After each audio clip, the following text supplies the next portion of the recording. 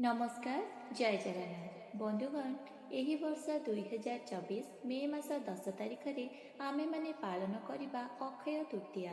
बैशाख मासर शुक्ल पक्ष को आमे अक्षय तृतीया पालन करने जाउछे। शास्त्र मत अनुसार एही दिन करिथिबा दान तप भजन एवं पुण्य केबे भी नष्ट बा व्यर्थ होई न थाए। एही अक्षय तृतीया दिन माता गंगांकर अवतारणा होइथिला एही धरा पृष्ठ उपरे। तेबे बंधुगण सबु तिथि मानक मध्यरु किछि तिथि एमिति अछि सेही दिन आमे माने पुण्य कार्य कले तार फल 2 गुणा बढ़ी जाए।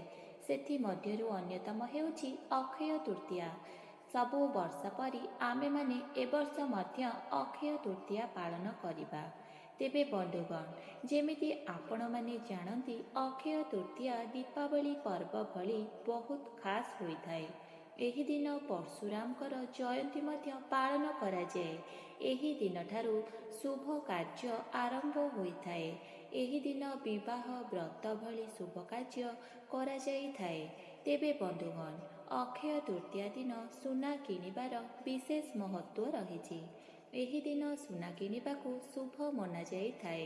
मान्यता अछि जे एही दिन सुना रूपा किंबा पित्तल जिनिस किनि घर को आनिबा द्वारा एसबु जिनिसर वृद्धि घटिथाए। तेबे बंधुगण अक्षय तृतीयार अर्थ हेउछि जाहार केबे क्षय नाही।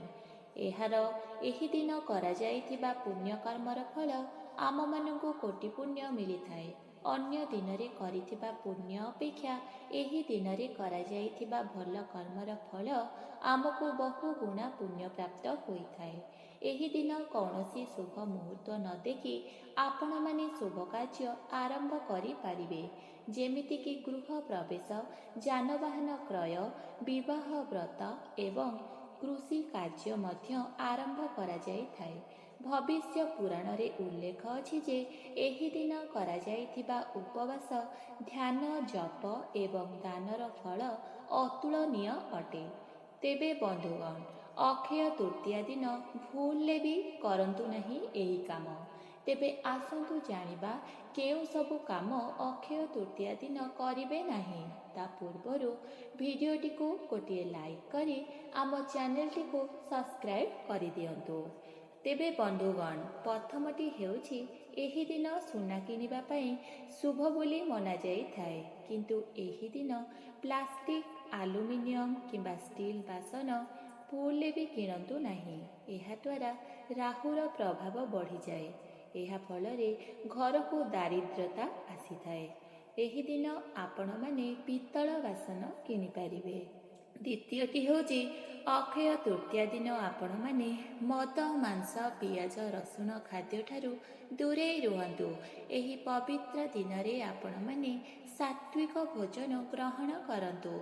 तृतीयटी हेउछि एही दिन काहाकू टंका धार दियंतु नाही। एहा द्वारा माता लक्ष्मी आपणक ठारू अन्य स्थान को चली जाई थांदी। और चतुर्थटी हेउछि एही दिन बेसी क्रोध हुअंतु नाही किंबा मिछ कुहंतु नाही। यथा संभव आपण माने एही दिन घर द्वार परिष्कार रखंतु। एहा द्वारा माता लक्ष्मी आपणक गृह को प्रवेश करि पारिबे।